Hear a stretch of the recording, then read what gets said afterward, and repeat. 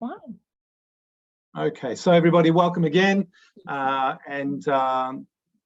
We are going to be speaking about teaching new vocabulary, as you can probably see on the screen. I'd like to welcome Dr. Sue Ollerhead and Dr. Sofia Yunusova to tonight's session, and Associate Professor Alice Chick, who has quite generously created this program, this short course for the Federation.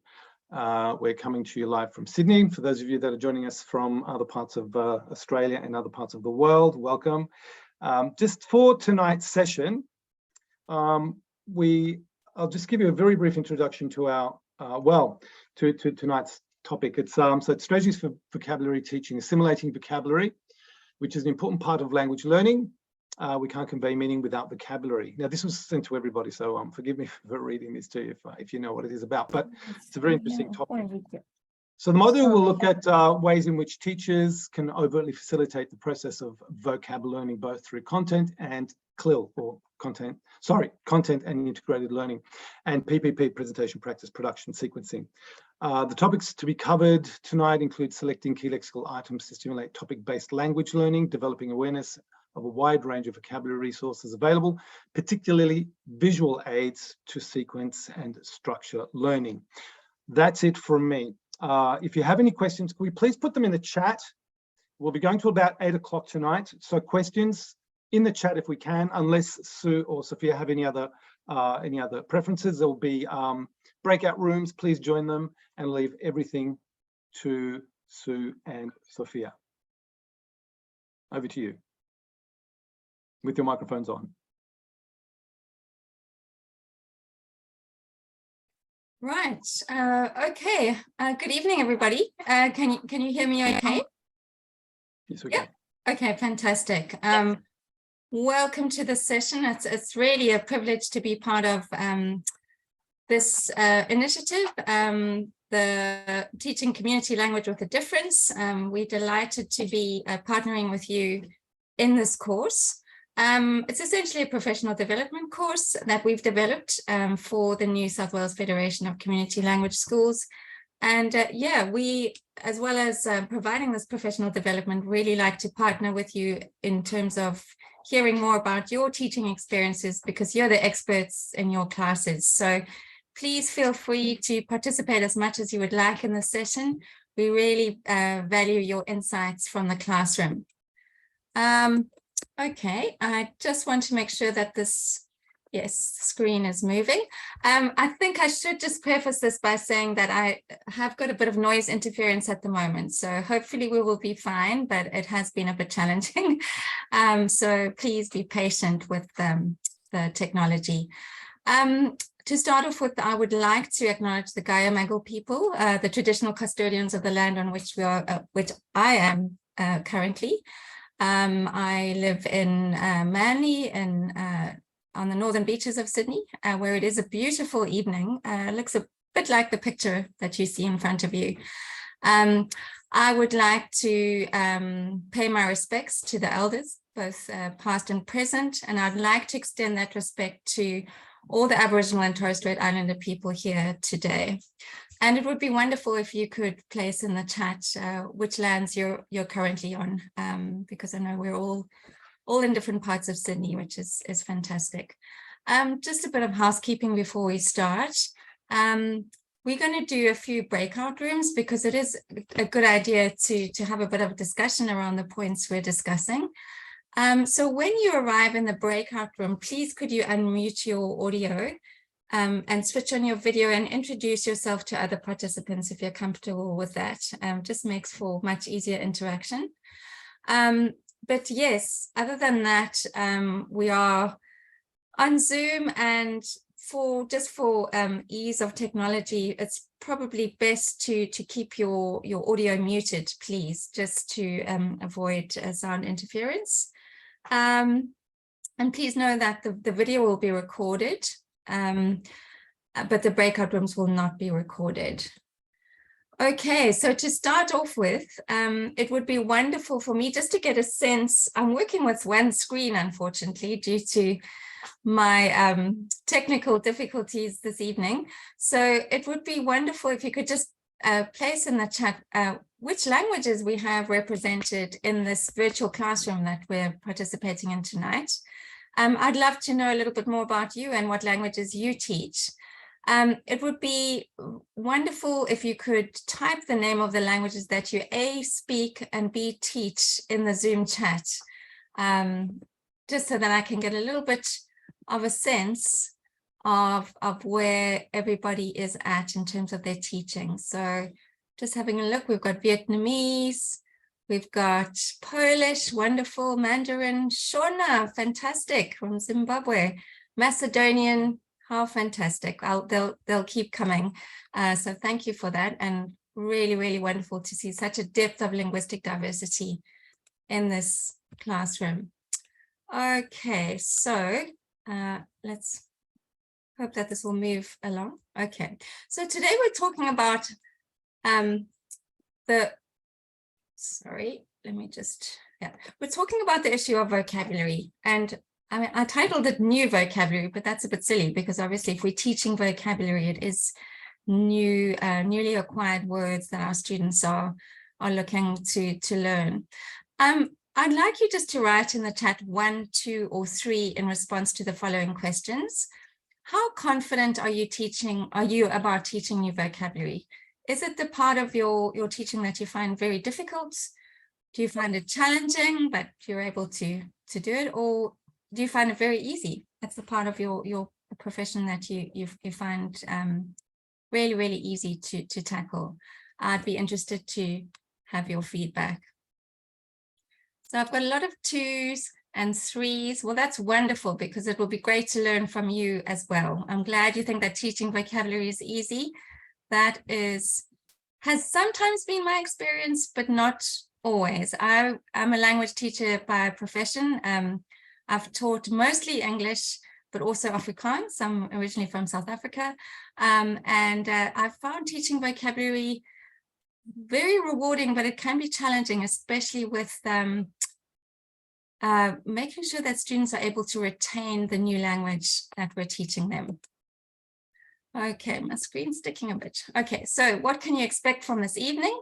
I'm going to start with a mini vocabulary lesson just so that we can all put our student shoes on and just remember what it feels like to learn a whole lot of new language. I want us also to reflect on what it means to learn a new word. Is it just a whole list of new meanings, or what does it actually mean to know we've learned a new word? And then to discuss some strategies for learning new vocabulary.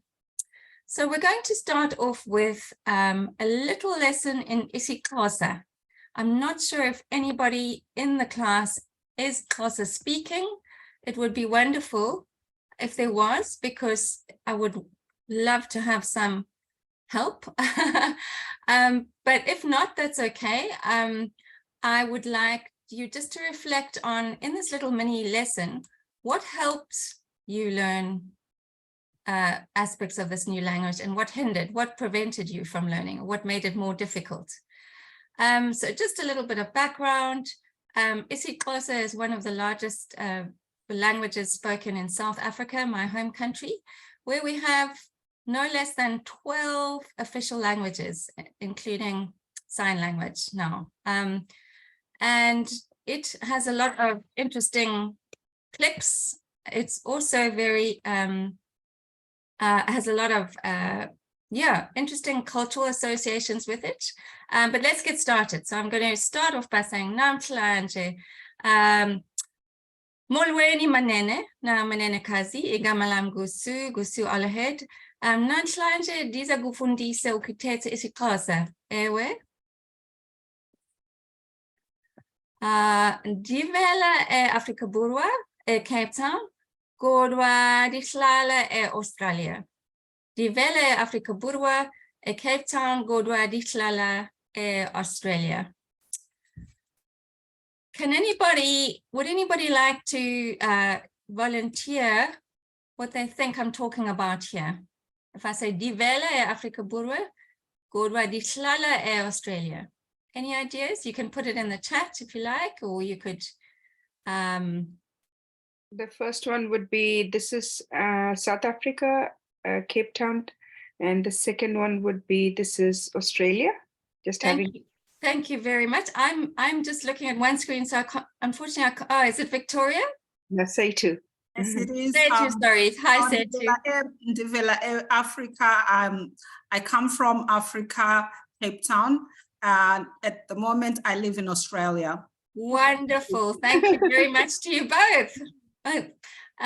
First class students, exactly. I come from South Africa, but I live in Australia. Fantastic. Thank you. So we've highlighted those two different verbs. I come from, but I live. Wonderful. Oh, sorry about the noise. Okay, fantastic. Moving on. Just get this. Okay, so let's look at some greetings. If I say molo, and molweni, would anyone like to hazard a guess as to what those different words mean? Molo and molweni. Molo one, molweni more than one. Fantastic. Mitula? Correct. Mirutula.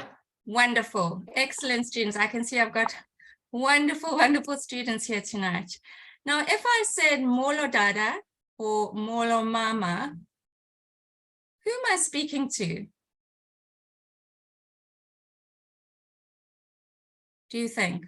Mama and Tati, Dada. Grandpa, grandma. And grandmother. So I'm talking to my grandmother and my grandfather specifically? Oh, no. There's one grandfather, one grandma. Oh. Yes, excellent. Okay, so it's in the singular.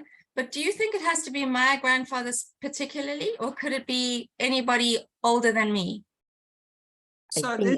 I think anybody. Yes. Yeah. Okay, excellent. So you might draw some parallels with the languages that you teach, where in isiXhosa, it's a sign of respect to call somebody father and mother, and not just your own birth mother and father, but people that are older than you, as a sign of respect, to show that you have respect for their age. isiXhosa and is a very the Xhosa people are very respectful of their elders, so it's very important to show that side of respect. Okay, and if so one question is, yes, Dada is grandpa or father? Dada is actually father. Okay. Yes. In our language, it's grandfather. And right. in singular, where I'm coming from, Sri Lanka, we have Tamil and singular. In singular, that is father. Data. They say data. Oh, right. Okay. Yeah. Yes. So in Tamil, it's grandfather. Right. Sorry, I've got so much noise happening here, but hopefully it will end soon. But yes, in Xhosa, Tada is really for anybody older than you as a sign of respect. Sometimes you would say umalume, which is uncle as well, but that's usually not for somebody as old as somebody a little bit younger. So as long as you show that sign of respect, that you're noting that they're older than you. Whereas if you have, if you're referring to somebody the same age as you, you would say this, molo sisi or molo buti. What do you think those words mean? Sisi and buti. A sister or brother? Sister. And again, it doesn't have to be our blood relation, but just showing that we are referring to somebody who's a peer. It's not that same sign of respect. It's somebody who's a peer that we are, that we are relating to. Okay, so if we want to ask them how they are, we would say unjani or ninjani. What's the difference between those two? Unjani when you are asking from one person, injani when it's more than one person. Wonderful. So just like we said, we use the suffix for molo and molweni. When we're asking a question, we use the prefix to indicate plurality. So it's either u for one or ni for more than one. Okay, so let's look at in dialogue form. If I go unjani, Ndia pila unjani wena, dia pila in course. Can we repeat? Can we try and do this together? Unjani. Could you put your microphones on? Yes. Could you repeat? Unjani. Unjani. Unjani. Very good. Diapila. Diapila.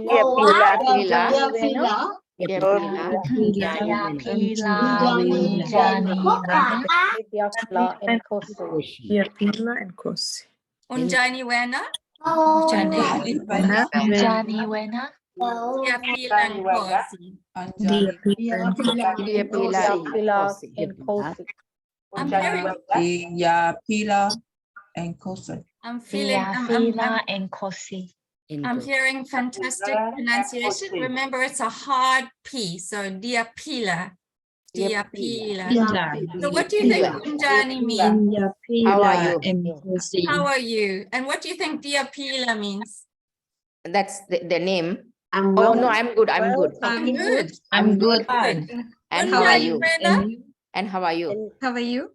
And you. good. And how are you? Diapila enkosi. What do you think enkosi means? I'm good.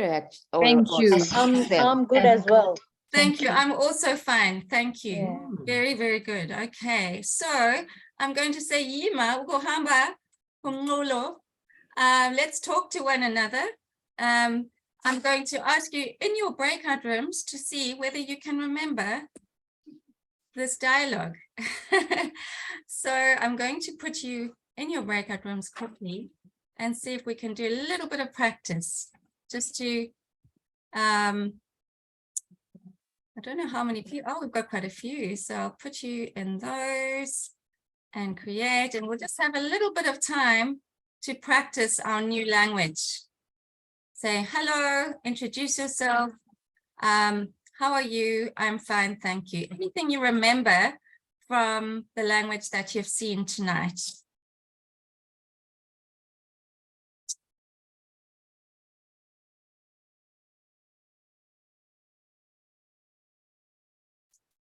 Your willingness. Welcome back, everyone. I really admire your willingness to give this a try when I've really given you just a speedy few slides and told you to go and do a dialogue. That's of course not good pedagogy, is it? But it really was just, I guess, a little bit of an icebreaker to get us in the shoes of a learner. What are the things that we hang on to as hooks when we're learning new words? And some of you said the fact that we could recognize that it was a dialogue form and we compared it to how dialogues, work in our greetings. We also compared terms of respect in our own languages that we teach. And we also pointed out the idea that, language is not just about new words, it's also about the cultural aspects of them and what they signify. So a word like tata, T-A-T-A, is not just father, but it's a sign of I respect you, you're somebody older than me. So when we're teaching new vocabulary, it's certainly not just about the concrete meaning of the word. It comes with a whole lot of other cultural associations. We need to know what it looks like as a word as well, how it's spelled, how it sounds though, because it's not just being able to read it, but it's about being able to pronounce it and say it. So teaching vocabulary is actually quite a multifaceted skill. It's not just about lists of words and definitions and getting students to memorize them, because that's a pretty one-dimensional way of teaching. Okay, now my screen is sticking again, of course. There we go. All right, so now let's think about the idea that learning new vocabulary can be quite challenging. And why is that? Well, it's really because every language has an astonishing number of words, and it's really hard to know where to start when we're teaching a new language and where, sorry, I've lost my screen. There we go. It's really hard to spend enough time on the lexical items that our students need to be able to succeed in their communication and in the specific tasks they're doing. For example, English, which is a language that takes its words from many different other languages, has between 100,000 to 1 million words, depending on how you count them. Remember that in English, the derivations such as teach, teacher, teaching, and taught could be counted as either 4 words or as one single root word. But still, there are, countless words to learn in a new language. An adult English speaker knows approximately 20,000 words. And we know that everyday conversation requires at least 2,000, which means it's a very heavy load to learn, 2,000 words to converse in. Okay, so it's difficult for learners of a second language or an additional language, because while first language speakers learn thousands of new words easily, children just seem to acquire language a lot more easily than when we learn a language later in life. Learners of an additional language are exposed to far smaller samples of the new language. So the context for learning are quite abstract for them. It's not like they're necessarily immersed in the new language. And to guess the meaning of a word, one needs to know nearly all the other words in the text, which is quite unusual for second language learners. And although 2,000 to 3,000 most frequent English words make up as much as 80 to 90% of most non-technical texts, some less frequent words are crucial to essential meaning. So you can have a really good vocabulary, but if you don't understand a crucial word in a text, such as you're reading about a court case and the keyword is testimony, and you don't understand the meaning of that word, you're actually going to miss the whole point of the text. So it's really, really hard to acquire all the vocabulary that you need and just retrieve it when you need it if you're learning an additional language. We still can't see your screen. It's not sharing. Oh, goodness. I'm so sorry. Thank you for letting me know. This is the tricky thing. I'm working with one. Can you see it now? Yes. Okay. Thank you for that, Mitula. Thank you. All right. Let's have a look. What makes new vocabulary easier to learn? I'd like you to look at these 3 lists of words in English. I thought it would be easier to work in English. Which ones do you think are easiest to learn?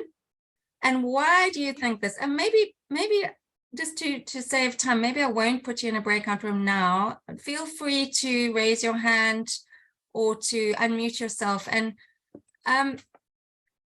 offer an explanation. Which of those words, 1, 2, or 3, do you think are the easiest to learn or the easiest to teach your learners? Number 2. Okay, was that Sukhvinder? Yeah, it's me. Sukhvinder. 1. I think 1. And Mitula says 1. Actually, why don't we all put in the chat whether it's 1, 2, or 3, and then I can get a better sense. Yep. Have a think. Have a look through the words.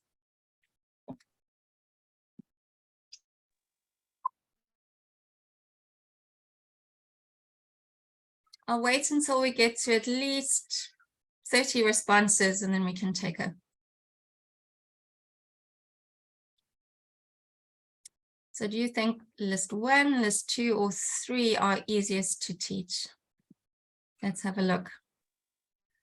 Okay, some people say 1, 2. A lot of people are saying 2. 1 and 2.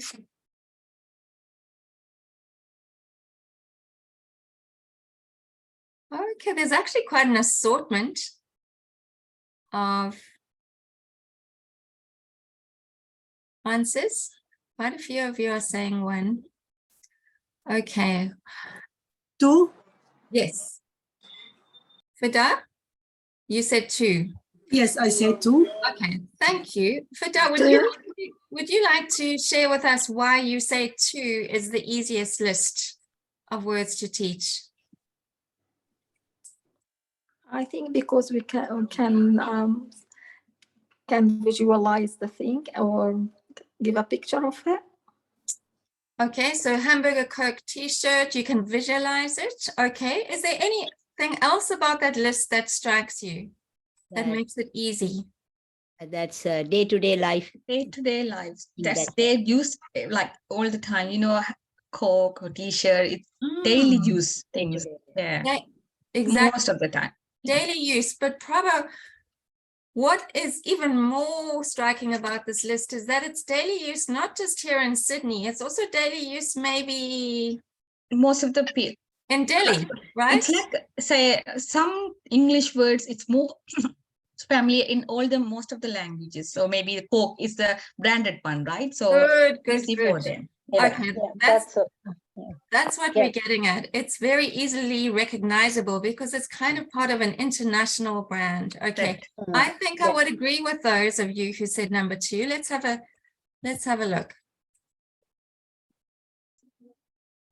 Okay, I'll try my slideshow again. Sorry, but it's sticking. So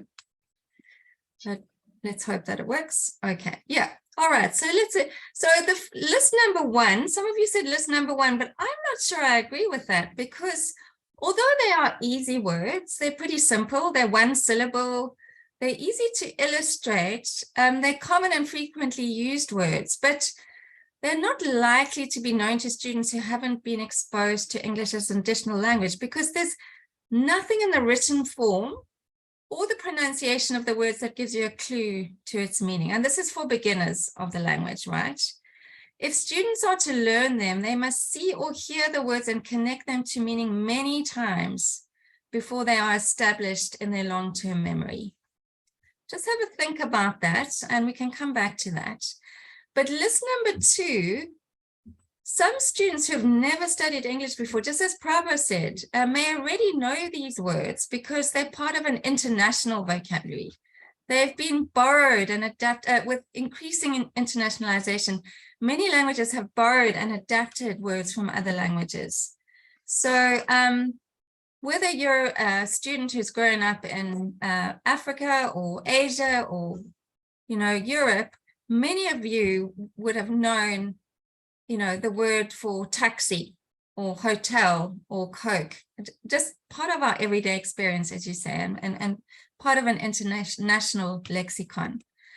And then we get list number 3, which actually on the face of it looks quite difficult because it's long, longer words, more than 1 syllable, often 3 syllables, quite long and quite abstract. But one thing about this list is that many of our Latin languages or our Romance languages actually have very similar words for the same things. So these words have a clear resemblance to their translation equivalent. So if you're French speaking and you come across the word dictionary, would that be a difficult word for you, do you think? Any French speakers? No, sorry, because yes, the French word is dictionnaire, so it's very similar. Exactly, yeah. But the French also has the false friends, the faux amis. So Absolutely. we have to be careful. We've got to be very careful. So let's make a distinction between things that are helpful. So similar sounding words that are helpful, we call them cognates. And here's a lovely list of them in Spanish. I'm not Spanish speaking, but I'm sure there are many Spanish speakers in this class. But do you see how there are near perfect cognates in Spanish that make it very easy to recognize these longer, even more abstract words in English, because there's already a schema for them in our brain, because we already know them in our home language. But as was it Ruzika said, we have to be careful about this because we also have something called false friends. And I find these really, really interesting. And here's an example of a false friend: a mouse and a mouse. Same word, different connotation. Okay. So these are words that look similar in 2 languages, but have different meanings. So for example, demander in French is not quite the same as demand in English. Demander in French is more about asking a question, but demand in English is more sort of making a very firm obligation on someone. So there's a difference in meaning there.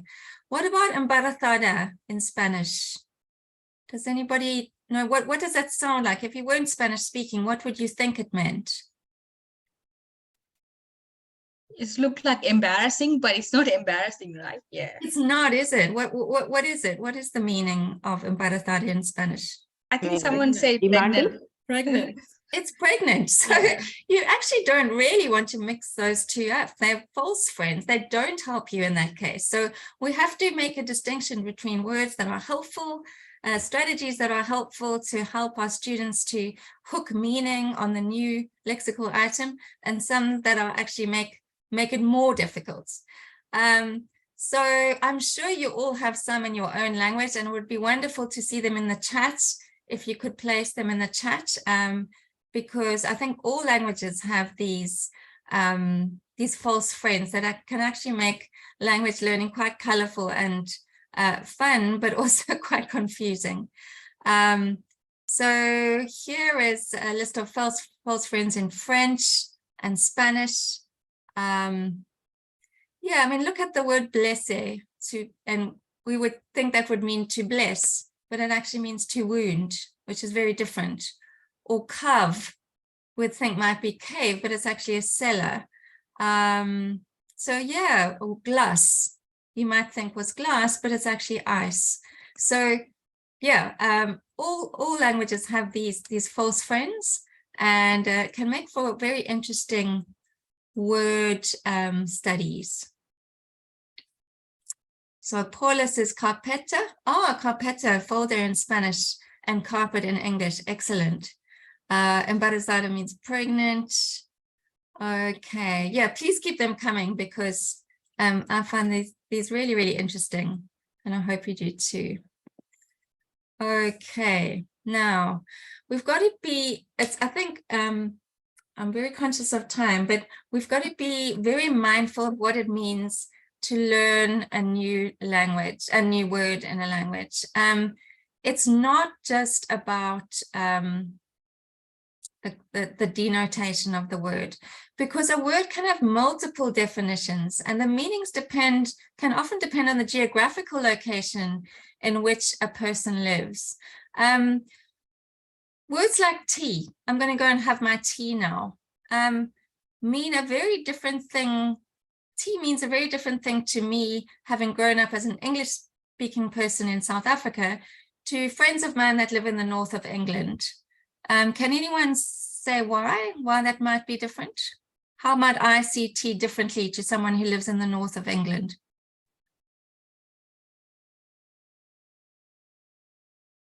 Not sure if I can see anybody's hand up, but I will, for sake of time. Is that because meal and Akshay are drinking tea?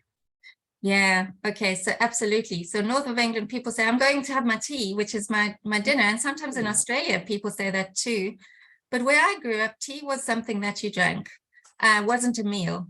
So I get quite confused when people say, also people say, come for supper. To me, that means dinner.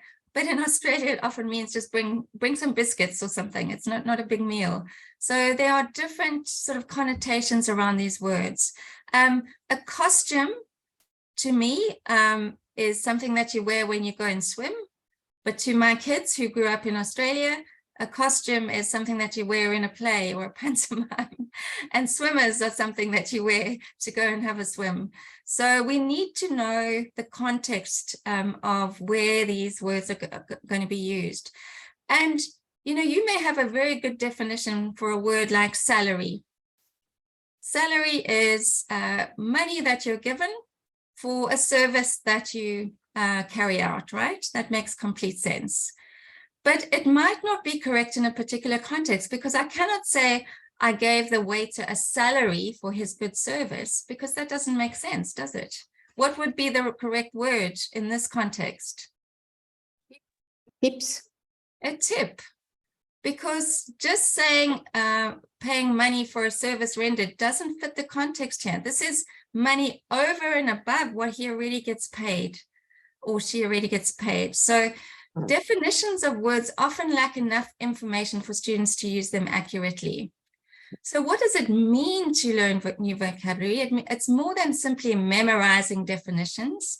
It means seeing, hearing, and using, very importantly, using words in many different contexts.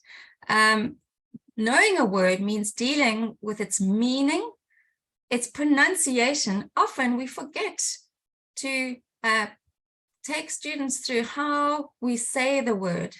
You know, if you just saw the word diapila on the screen, you probably wouldn't have a clue how to say it properly, because there's a silent N, there's a hard P.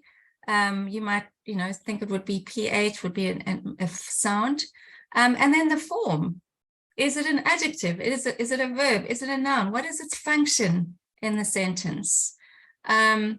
So really, often this is the one thing that we forget to concentrate on, the pronunciation, which is really doing our students a disservice. There's often a big difference between written and spoken form of words. How many of you, just do a hands up, how many of you do use the phonemic script in your teaching?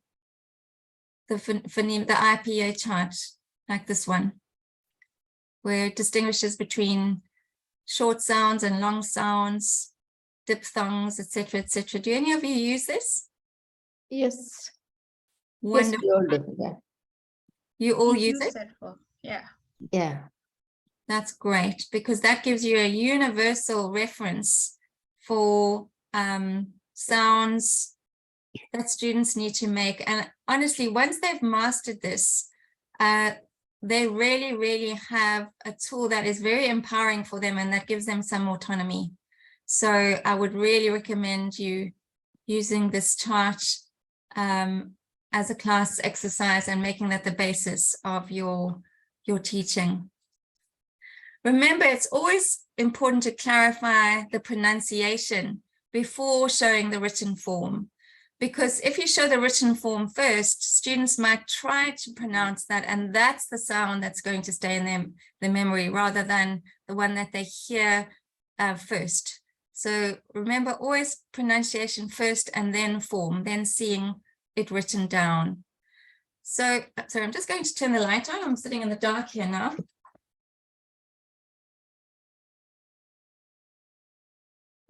That's better. Okay, so let's look at a word like arbei. Arbei. This is a word from another South African language, Afrikaans, which has a Dutch sort of basis.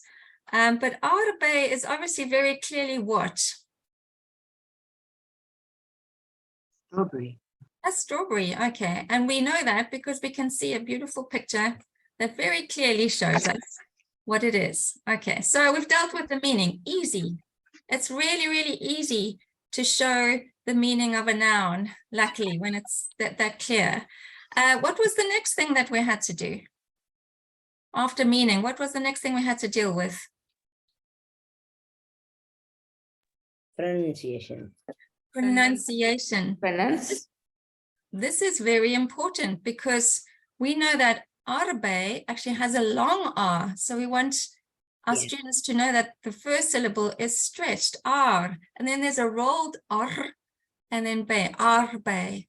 We can't just say that tell them that once and expect them to remember it. We need them to get their tongues around the sounds, get them to practice saying the word, get them to establish it in their memory so that they can retrieve it. And only then do we give them the written form of the word. Written form. Yeah. So meaning first, establish the meaning, then the pronunciation before you've shown them what the word looks like. So they've only just seen the picture. They haven't seen the word written down. And then once they can say the word, once they've got their head around the sounds, then we can give them the spelling. Okay. And we might also obviously chat about the function of the word in the sentence, which is very clearly in this case, a noun, right? Okay. But just saying, okay, it's clear, we've established the meaning, it's very easy. You might actually need to ask some concept questions just to check that your students have mastered that meaning, because a strawberry is actually very different to, well, not very, but quite different to this. And what is this? Raspberries. Raspberry. What's the difference between a strawberry and a raspberry if you had to make a distinction between the two? One is big, one is small. One is big, and then the other one has, the leaves on the top. Okay, so the look is different. Look, yeah. Like feathery. Yeah. It might be the taste too. A taste. And they grow differently as well. One is of a big bush with thorns, whereas strawberries are on the close to the soil. Very good. Okay, so do you see, by giving your students lots of different contexts for meaning, you're really enriching their vocabulary. They have not just learned about strawberries, but they've learned about raspberries as well. Often putting things that are similar but distinct together really helps you to cement the meaning. So instead of just learning the word for strawberry, they've learned about other fruits that are similar but also distinctly different. So here is a really good opportunity for teaching the word arbe, but also framboos. Framboos is the raspberry. And it's quite similar for the French word too, I think, is framboise, I think. But really asking them questions, or we call them concept checking questions. You could say, is die framboos soet? Is the raspberry sweet? No, the arbe is soet. The strawberry is sweet. So we draw a distinction in meaning, which really helps them to store those two distinct words in their lexicon. Other ways that we can present new vocabulary, obviously we have illustrations, useful for concrete words like strawberry, dog, rain, tall. Sometimes miming lends itself particularly well to action verbs. Synonyms or gradable items like warm, hot, boiling can be more effective for getting meaning across when we're showing gradable items, or synonyms and antonyms like hot and cold, etc., etc. A definition is probably my least favorite way of presenting new vocabulary, because my rule of thumb as a language teacher has always been, don't use more language to describe language, because you're really just overloading your students. So remember to ask questions to check that your students have understood the context properly of the definition that they've written down. Sometimes in a language class where there are a lot of students speaking the same additional language, translation can be very effective, but remember to beware of false friends, and remember that not every word has a direct translation, which is quite fascinating. Also thinking of a clear context when the word is used, and either describe it to the students or give them example sentences to clarify the meaning further. Again, I think this is using more language to explain new language. So you really, really run the risk of overloading your students here. What I would like you to do is considering all of these. So illustration, mime, synonyms, antonyms, gradable items, definition, translation, context. Why don't we spend 5 minutes looking at these lexical items? I'd like to put you in breakout rooms again, and I'd like you to think which of those ways that we've just discussed would you use to describe the following items, whether it's in English or in your language that you teach. Which of those ways would you use to get the meaning of these words across? So I'm going to put you in your groups. Thank you. Thank you. So yes, just to recap, we were looking at, a range of different words that might come up in a lesson. And we're looking at how different ways of presenting meaning lend themselves to different types of language. So something like gloves, the first item is very concrete. You could probably mime putting on a pair of gloves, or you could show a picture of gloves. But something like swimming is probably also good for miming, because it's a very sort of recognizable action. But if we're looking at a word like often, that's not easy to mime. That's not easy to draw.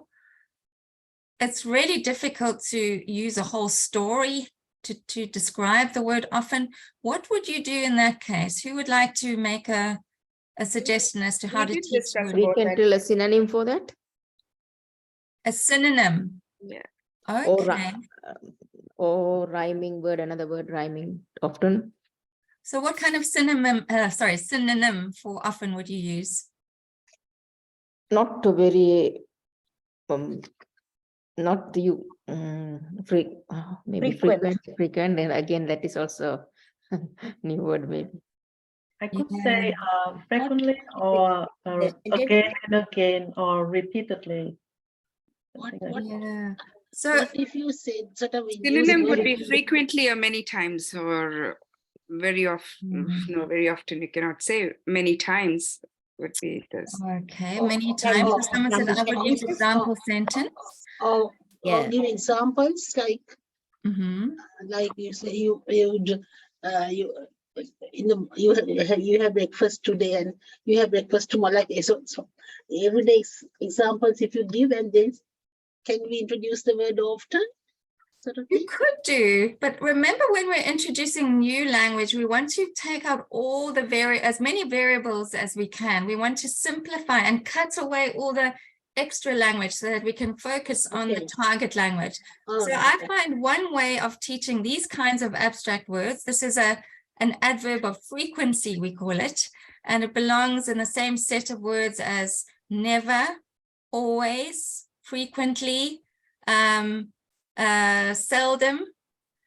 And our students get a bit anxious when they get these types of words and they don't know which means more and which means less. So one way we can really help them is actually to give them like a cline. I don't know if you know what a cline is, but it's actually like a measurement. So at 0, we'd have never, and at 100, we'd have always.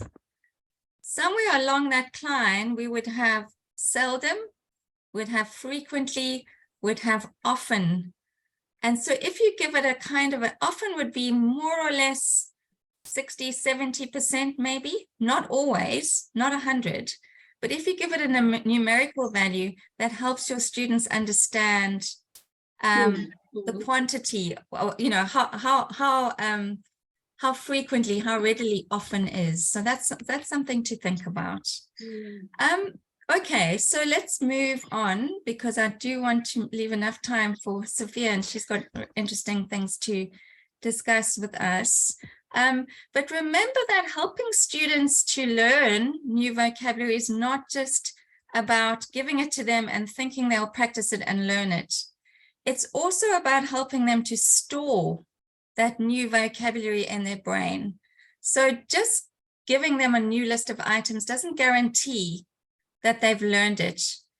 Remembering new language involves 4 things. It means putting that new language into storage in our brains, keeping it in storage, so not forgetting it, and then being able to retrieve it and to use it. So very important that we make sure that our students have enough experience with that new word to keep it in storage and then to retrieve it, to be able to take it out of their long-term memory to bring to their active communication. So we really, really need to look at different ways of helping our students to store new words. So from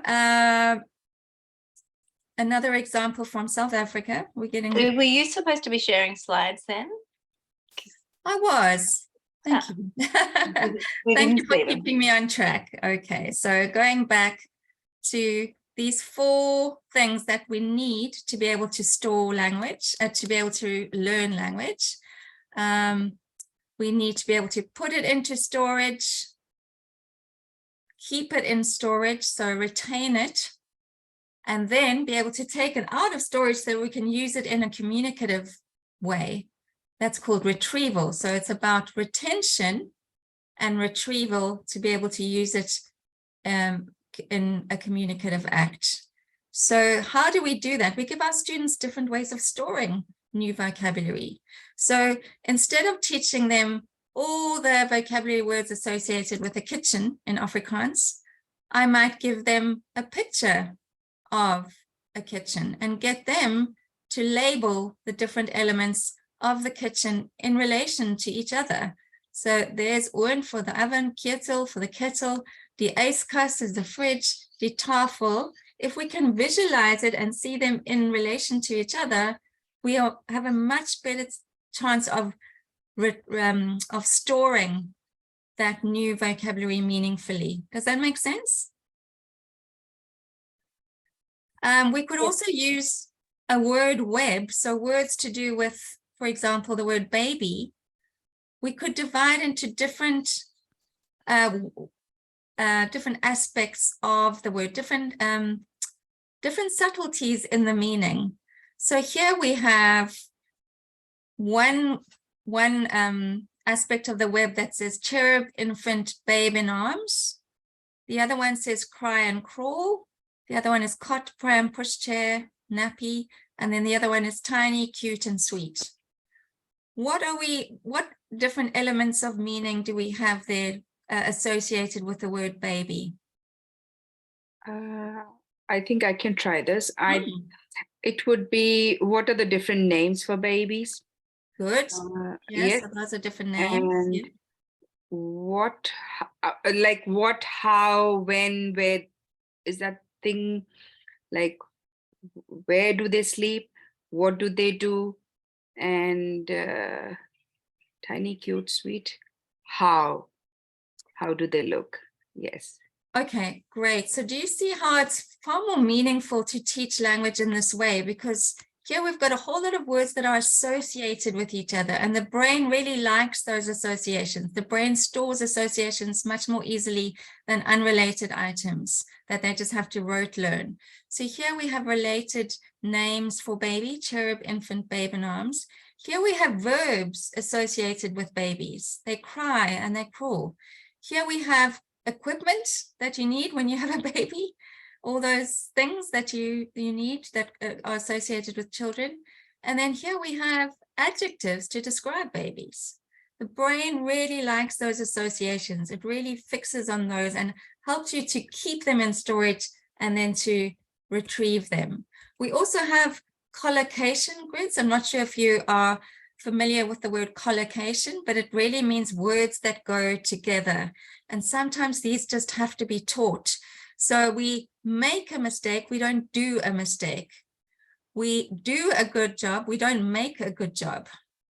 Getting your students to visualize those in a list or a grid can help them to store that more effectively in their long-term memory. Here are adjectives: handsome, pretty, charming, and lovely. Do we say a handsome woman? No. Do we say, well, some people do. Do we say a handsome man? Yes. So we put a cross in that aspect of the grid. Do we talk about handsome flowers? No. Handsome weather? Handsome furniture? Maybe. So we really need, collocation grids are really good at teasing out differences in subtleties in meaning between words that are pretty similar. For freer practice and for, using our vocabulary in more fluency exercises, a sort of a scene that the student has to describe or explain to somebody else in their group can be really generative to get all of those vocabulary words that we've worked with into a meaningful story or an explanation of a scene. I'm rushing now because I think I really don't want to go over time. But maybe just to leave you with a few pointers. Alternative ways of teaching vocabulary. You could give your students a few items of vocabulary that they're going to encounter in a text that you're going to teach the next day. Tell them to find the meaning, pronunciation, and write an example sentence. Prepare worksheets and ask your students to match words to definitions. Ask your students to classify a group of words into different categories. For example, transport words into air, sea, or land transport. And what was the final one there? Yeah, ask students to find new vocabulary from reading homework, to focus on the meaning, pronunciation, and form, and get them to teach their peers the next day in class. Just in a little 5-minute, 10-minute warm-up for the class the next day. Review the vocabulary you teach through a game or activity. Encourage autonomy in your learners. Get them to record new words, meaning, pronunciation form in a notebook. Maybe keep a section of your whiteboard for new vocabulary that comes up and write it in a different color. Remember, always words with associated meanings work well together. Remember that technology can be a really helpful resource in teaching vocabulary. So we have very interesting word programs like Lingro, which is a dictionary that kind of helps you find out more about different vocabulary items in text that you read online. So you might log on to Lingro and bookmark Wikipedia, BBC, ABC, etc., etc. And any word that you come across in your reading that you don't understand, you can click on, and Lingro will give you associated words, context for meaning, etc., etc. Lexipedia gives you all sorts of antonyms and synonyms, and exercises with new words, and puts everything in a really, really detailed web of semantics. Snappy Words is another one that is also web-based, a word web-based, and you just have to hover your cursor over a word and it gives you a definition. Also gives you different exercises to do. Word Hippo is an interactive thesaurus. There are endless resources online, and they all use word association as their departure point for teaching vocabulary. So isolated meanings, isolated definitions are not the way to go. It's too much like rote learning. You won't get your students to store them in their long-term memory. But more opportunities to use language, use it in different contexts, will make sure that your students get to cement it in their long-term memory, and more than that, to get them to retrieve it and use it in communication. So I'm going to stop sharing here because I've gone a little bit over time and I want to... excuse yes. me, before you stop sharing, could you please go back to that slide that said and more activities that I found very interesting? Types of activities that you just passed that one. So it was squares with colors, and it's the types of activities. Oh, there you go. Thank you. Yeah, I just wanted to have a look because it looked interesting. Sure, absolutely. Because sometimes when we are doing so much in our teaching, we forget that there are lots of different ways to present vocabulary. That vocabulary learning can be like the most fun that you have with your students, because it's very empowering for them to master new words. But let's not teach it in the same way every time, and let's not always get them to do flashcards or definitions, because that can really be dull. There's so much online, there's so many different approaches. Not everything has to be a closed exercise either, because that can be quite, it's important, but can also be quite dull. So let's use different ways of getting our students to organize new language in the brain, so that we can be sure they're able to retain it and then to retrieve it. Thank you. Sure, no problem at all. I'm going to stop sharing here. Thanks for your input and your participation. I'm sorry I rushed you. I'd love to have had more time, but it was wonderful joining you in your breakout rooms and hearing more about your ideas. So thank you for your participation. Thank you. Thank you, Sue. Thank you. So Alex, could we hand over to Sophia now? Sophia is ready to go, actually. She should be there. Yes. Wonderful. I've shared my screen. Can you see it? Yep. Yes. Fantastic. Good evening, everyone. In the remaining minutes of our today's session, we'll talk about teaching vocabulary through reading. In my presentation, I will first describe some general principles for effective vocabulary teaching through reading, and then illustrate how to practically apply these principles when working with a text. As you may know, reading is considered to be one of the major vehicles for teaching vocabulary. However, in order to understand the best ways of teaching vocabulary through reading, we need to specify what kind of reading we're talking about. Usually, a distinction is made between extensive and intensive reading. So in extensive reading, learners read large quantities of material that are within their language competence. Students select texts by themselves and read them independently in their free time. The goal of this reading is to read for general meaning and enjoyment. So this kind of reading has been found to be very effective in promoting learner autonomy, motivation, and reading fluency. But does it promote vocabulary learning? According to current research, it does, but the growth of vocabulary from extensive reading is usually slow, fragile, and rather unpredictable. In fact,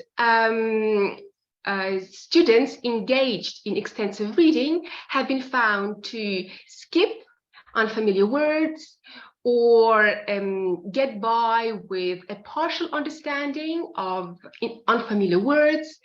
And it has also been found that when reading extensively, students need to encounter the words many times in order to be able to remember. The other type of reading is intensive reading. So what is that? Let's have a look. It involves the detailed reading of text with two goals of first understanding the text and secondly learning language features through a deliberate focus on these features. The texts that we select for intensive reading are normally texts that learners would have difficulty in reading unassisted. It is the kind of reading actually we normally practice in our language classrooms.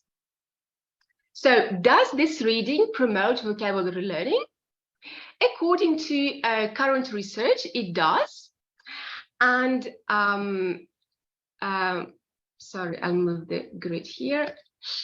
And it has been associated with faster, more efficient, and predictable vocabulary learning. So today I will focus on teaching vocabulary through intensive reading. I will draw on some studies, especially on studies by Paul Nation. I'm not sure you're familiar with this name. He's one of the world experts in the field of applied linguistics, and more specifically in the methodology of teaching foreign languages. Nation has published extensively on various aspects of teaching foreign languages, including vocabulary teaching, and more specifically, teaching vocabulary through intensive reading. So now let's look at some options that we have to teach vocabulary through intensive reading. These strategies that I will describe now come from a particular study by Paul Nation, published in 2004. It is in my references. You can have a look at it in your free time. So the first option that we have is to pre-teach vocabulary. So it's when the teacher spends some time explaining the meaning of some of the words and focusing on their form, meaning, and use. Here we have to remember that we shouldn't give a list of words like Sue was saying, but we should apply the principle of rich instruction of words, which means focusing on different components that are involved in teaching those words. For example, pronunciation, spelling, meaning, use of these words to facilitate their acquisition. What words should be pre-taught? And here I wanted to hear from you, but unfortunately we don't have too much time. So I will just reveal it. Words that are important for the meaning of the text and are essential for its understanding should be pre-taught. So it's important to keep this phase of the classroom short. And it's also important to choose those target words that we want students to learn from reading that can help students also activate the background knowledge that is necessary for understanding the text. So background knowledge is essential to understand any kind of text and also written text in a foreign language. So ideally, we should pre-teach vocabulary together with the background knowledge that is essential for understanding the text.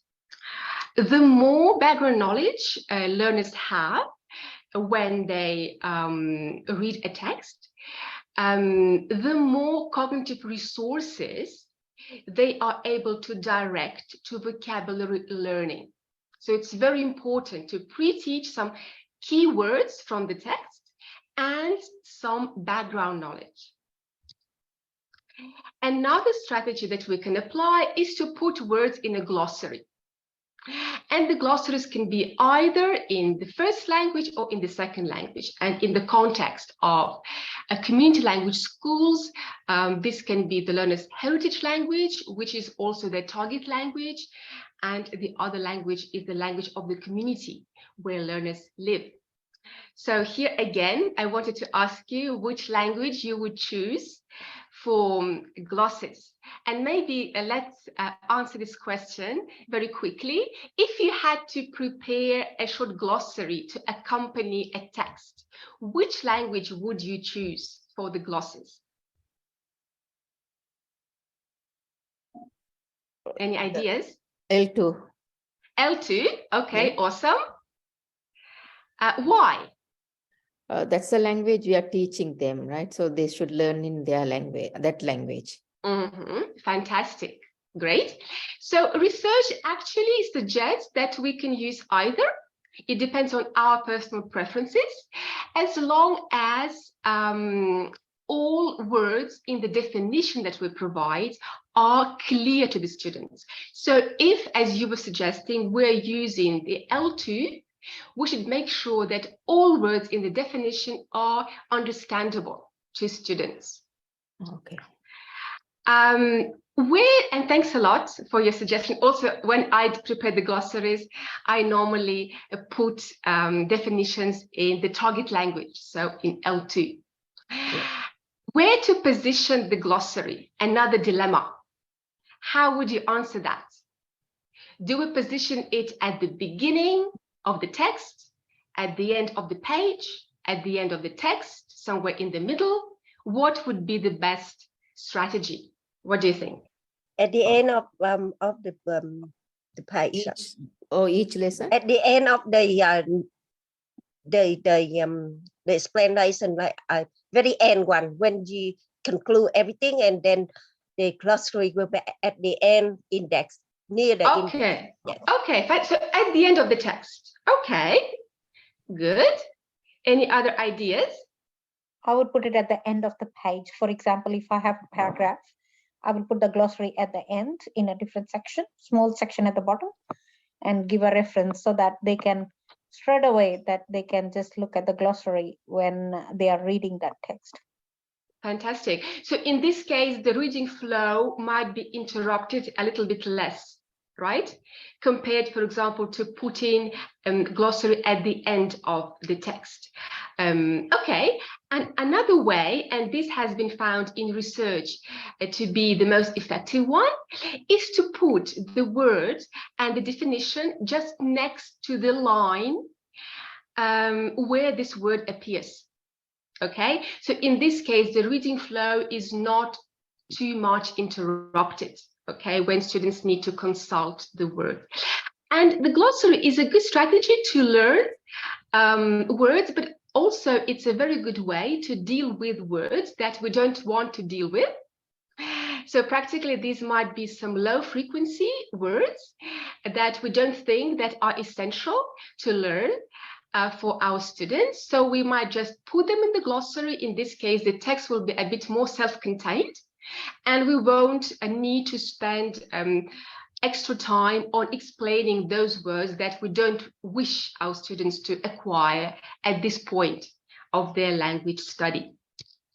Okay, we can also highlight the target words in the text, so that's very easy to do, but it's important not to overdo on this strategy because it might be counterproductive to highlight too many words in the text for the purposes of vocabulary acquisition.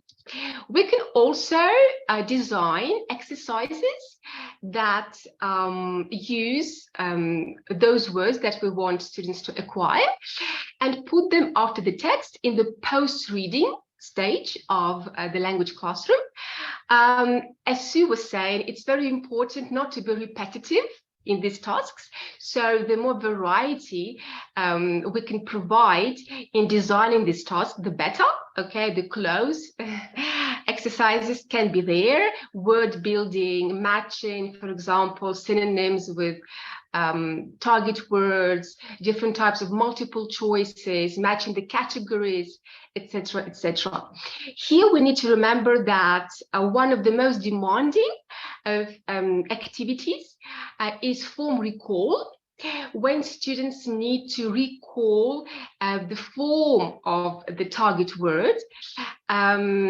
So it might be a good idea to first provide some matching exercises and then ask students to recall the form of the words. Another strategy that is very effective is to help learners use context to guess. Okay, and I'm sure all of us practice this strategy when we read together with our students. So it's a very effective strategy. So the more time we spend on it, the better, because this makes our students more independent readers, and it also promotes vocabulary acquisition. We could also decide to teach students how to break words into parts. So in some languages, including English, some words are composed of meaningful units, morphemes.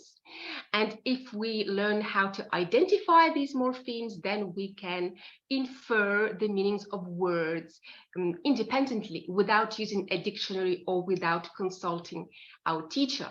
For example, the words, the English word co-worker, right? It shows how this strategy can be implemented. We can also help learners use a dictionary, and we can spend some time looking at the range of meanings and collocations a word, the target word has. And this is a very good strategy, okay? So we're explaining how this word is used in different contexts, something that Sue mentioned earlier. And the final strategy that I wanted to draw your attention to is to quickly give the meaning of the word when we read the text together with our students. Do you think this strategy is effective in terms of teaching vocabulary? Quickly giving the meaning of the word. It can be a translation or a brief explanation of the word. What is your opinion? Yes, it will work because they will understand better in their language, L1. So this is helpful. This is helpful. Yeah. Yes, definitely. It's very helpful. The only thing that we should remember here is that sometimes giving out the meaning of the word immediately, without asking our students to infer the word's meaning by themselves, might not bring particularly good results in terms of vocabulary acquisition. So the best way would probably be to first ask students to try to infer the meaning of the word from the context, if it is possible. If not, we can give away the meaning and yeah, and it's also helpful when, again, we're teaching some low frequency vocabulary that we don't need students to acquire at this point. And so it's helpful just to give a quick definition and then move on to other words that might be more important to learn. Okay, so the last thing that I wanted to mention is that when we're teaching vocabulary through reading, it's very important to focus not only on the words that we want to teach, but also on selecting our text very well and very carefully, because we don't want to choose a very complex text that students might have difficulty in understanding, because this will mean that their cognitive resources are directed mainly to understanding the text and not to vocabulary learning. So it's best to choose a text that students already have some background knowledge for, and it will promote the comprehension of the text. So students can focus more of their attention on learning new words from this text. Okay, so thank you very much for your attention, and I will stop sharing my screen now. Are you able to show the references again, just very quickly? Yes, sure. 1 second, please. I'll go directly to the references page. Okay, I put also some extra stuff that I wanted to include, but yeah, you can see here the main sources that I use. Thank you. You're welcome. Okay. Thank you, Sophia. Excellent, very, very informative, and thank you everyone for attending again. We'll stop recording now.